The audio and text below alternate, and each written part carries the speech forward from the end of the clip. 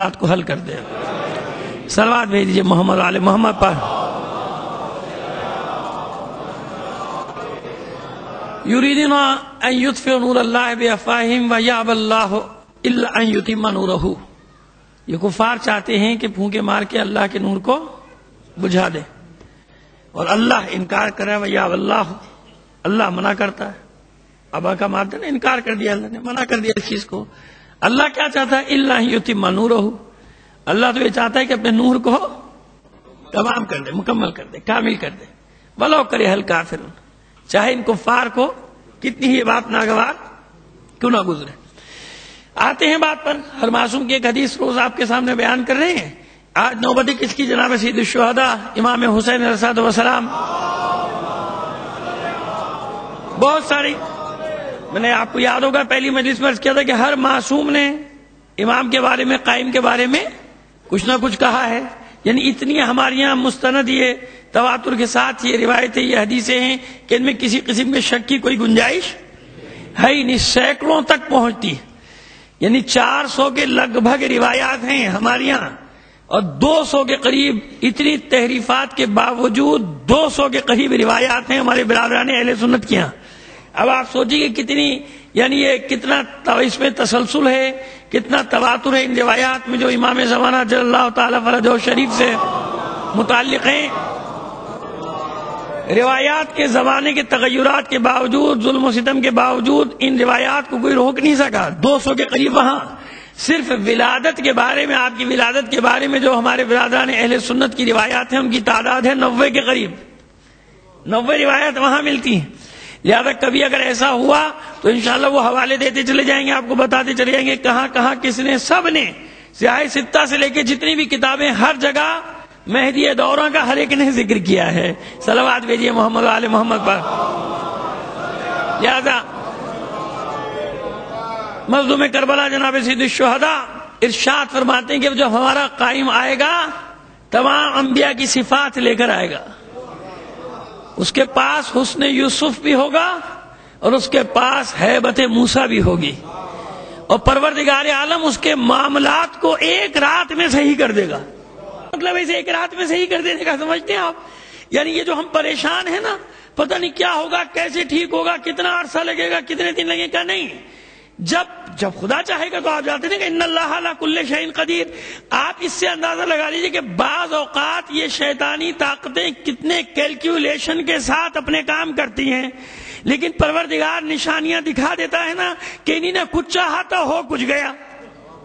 چاہتے کچھ ہے نا، بڑے کیلکولیٹ کرتے ہیں کچھ ملکوں کے لیے کہ ان کو یوں کریں گے، یوں اٹیک کریں گے، ایسا ہوگا، 3 دن میں ختم، 4 دن میں ختم، 5 دن میں ختم کر دیں گے، 6 دن میں ختم کر دیں گے. لیکن سارا ان کا حساب کتاب مس کیلکولیٹ ہو جاتا ہے، سب گڑبڑ ہو جاتی ہے، سب الٹا ہو جاتا ہے. تو یہ پروردگار نشانیاں دکھا رہا ہے. تو جناب سید الشہداء فرمانے کے گھبرانا مت. جب وہ ظہور کرے گا تو پروردگار عالم اس کے لیے تمام معاملات کو ایک رات میں سیدھا کر دے گا. یعنی تمام چیزیں جو الٹی چل رہی ہوں گی سب سیدھی چلنا شروع ہو جائیں گی اس کے اشارے پر. تو یہ بھی ایک تسلی دی، یہ بھی ایک بشارت دی کہ گھبرانا مت. کیوں؟ ان اللہ علی کل شیء قدیر. وہ ہر شے پر قادر ہے، وہ ہر شے پر قدرت رکھتا ہے، اور اسی کے ذریعے سے تو اپنی قدرت کا اظہار کرے گا پروردگار. بتائے گا کہ میں ہر شے پر قادر ہوں.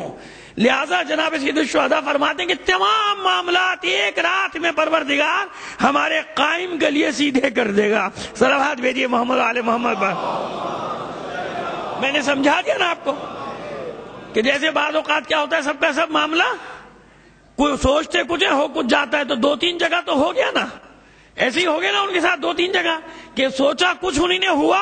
کچھ آئندہ بھی اطمینان رکھیے، وہ جتنی بھی سازشیں کرنا چاہتے ہیں کر لیں، جو کرنا چاہتے ہیں کر لیں. جو علامات ہیں وہ تو پوری ہوں گی. جب علامات پوری ہوں گی تو پھر اللہ کا وعدہ بھی پورا ہوگا کہ تم اطمینان رکھو، ہم نے جو وعدہ کیا ہے تم سے پورا کریں گے. ان کی جتنی بھی سازشیں ہیں ان کی حیثیت یا مکڑی کے جالے کی طرح ہے، گارے عنکبوت ہے، اور یا پھر پھونکے ہیں صرف. یہ جتنا چاہتے ہیں سازشیں کر لیں ہم ایک رات میں. کیوں؟ انہی نے اپنی طاقت بنائی ہے، اور وہ پروردگار عالم ان ساری طاقتوں کا خالق ہے. جس دھات سے انہی نے ہتھیار بنائے ہیں وہ دھات بھی تو کسی نے نازل کی ہے.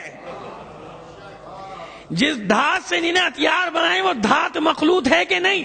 وہ جمادات مخلوق ہیں کہ نہیں؟ وہ نباتات مخلوق ہیں کہ نہیں؟ وہ حیوانات مخلوق ہیں کہ نہیں؟ ہیں تو مخلوق، تو جس کی مخلوق ہے وہ اس کی اطاعت کریں گے کہ نہیں کریں گے؟ تو کیا گھبرا کیوں رہے ہو؟ ارے یہ کچھ بھی بنا لیں، جس نے خلق کیا ہے ان تمام اشیاء کو، یہ اس کی مخلوقات ہیں، اس کے بغیر نہیں۔ بلکہ یوں کہہ دوں کہ وہ نبض جانتا ہے کہ کائنات کی کس نبض پہ کہاں ہاتھ رکھا جائے گا، بلکہ میں وہاں کیوں جاؤں، یہ تو میرا مولا بھی جانتا ہے کہ کہاں کس نبض پہ کب ہاتھ رکھا جائے تو سورج پلٹتا ہے، کس نبض پہ ہاتھ رکھا جائے تو پانی کے چشمے ابلتے ہیں۔ پورے مدینے میں چشمے کھود دیے لوگوں نے، کنویں کھود دیے، کچھ نہ نکلا، لیکن مولا کے کھودے ہوئے کنویں اب یار علی آج تک میٹھا پانی دے رہے ہیں، کیوں؟ اس لیے کہ اس کے ہاتھ میں ہے نبض کائنات، اس کے ہاتھ میں ہے نا۔ تو یہ بتا کتنی بار بتایا پروردگار نے یہ علامات دکھا کے کہ گھبراتے کیوں ہو؟ یقین رکھو، یہ یقین رکھو اس پر کہ وہ آئے گا، ضرور آئے گا، اور تم سب کو نجات دلانے کے لیے آئے گا۔ لہذا تیاری کرو۔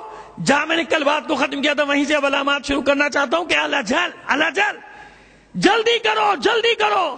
صرف اس کے لیے نہیں الجل کہ جلدی آ جا، ہم الٹا سمجھتے ہیں، ہم یہ سمجھتے ہیں الجل کا مطلب اسے پکارنا کہ جلدی آ جا، نہیں، تم بھی جلدی کرو، اپنی بھی تو تیاری کرو۔ امام فرماتے ہیں چھٹے امام کے چاہے ایک تیر کے برابر تیاری کرو، لیکن ایک تیر سنبھال کے رکھو کہ اس سے میں اپنے مولا کی نصرت کروں گا۔ اتنی تیاری اس حد تک بتا رہے ہیں ہر امام، کیسے تیار رہو، پاور رکھا کہ نہ معلوم کب آواز دے دی جائے تو کوئی دنیاوی خواہش آڑے نہ آ جائے، پیروں کی زنجیر نہ بن جائے۔ میرے بچے، میری آل اولاد، میرا مال، میری بلڈنگیں، میرا کاروبار، میری زمینیں چھوڑنا آسان ہے؟ سوچ لیجئے۔ اس لیے تمہیں سوچنے کا موقع دے رہا ہوں کہ کون سی چیزیں مشکلات پیدا کرتی ہیں۔ یہ اتنی محنت سے دنیا کمائی، یہاں تک پہنچا، جب یہاں تک آ جائیں گے لڑتے ہوئے تو میں بھی لشکر میں شامل ہو جاؤں گا۔ یہی ہے نا کہ آ جائیں گے تو میں بھی چلا جاؤں گا۔ جب آ جائیں گے بھائی کہاں جاؤں، کون سنبھالے گا آفس، کون سنبھالے گا دفتر، کون سنبھالے گا بچوں کو، کون سنبھالے گا کاروبار کو، کون سنبھالے گا زمینوں کو؟ تو اتنا آسان تھوڑی کہتے نا الجل۔ الجل اس کے لیے نہیں ہے، الجل اپنے لیے بھی ہے۔ جہاں اس کے لیے اپنے لیے بھی تیاری کرو، جلدی کرو، ایسا نہ ہو وقت گزر جائے اور تمہیں پتہ ہی نہیں چلے کہ تیاری کا زمانہ بھی گزر چکا، جو تیاری کرنی تھی اس زمانے سے بھی گزر گئے۔ لہذا الجل امام فرماتے ہیں بے شتابید، جلدی کرو، جلدی کرو، اور اس کے آنے سے پہلے اپنے آپ کو تیار کر لو، آمادہ کر لو کہ تمہیں اس کی نصرت کرنی ہے۔ وجہ بتا چکا، اب ناصران کی صفات جب بتاؤں گا، جب بات آئے گی ابھی علامات پہ کہ دیوار کعبہ کوفہ، کل تک میں نے جو علامات بتائی وہ کون سی ہیں؟ پیغمبر کے بعد شروع ہو گئی، آ گئی جو ہونا شروع ہو گئی پیغمبر کے بعد، اب کب تک ہے نہیں معلوم سلسلہ۔ اب یہ علامات کون سی جو اب آج سے شروع کروں گا؟ یہ علامات وہ ہیں کہ جو قریبی زمانہ یہ بھی نہیں معلوم کتنا، 100 سال، 200 سال، 300 سال، لیکن ان علامات کا مطلب یہ ہو کہ اب ظہور قریب ہے، اب ظہور قریب ہے۔ اور ان میں سے بعض علامات ایسی ہیں جو بالکل ظاہر ہو چکی، ان میں کوئی فاصلہ بھی نہیں ہے، ممکن ہے کچھ ظاہر ہو گئی ابھی، کچھ 100 سال لگے، کچھ کو 200 سال لگے، کچھ نہیں پتا، وقت کا تعین نہیں کر سکتے۔ تو وہ علامات کو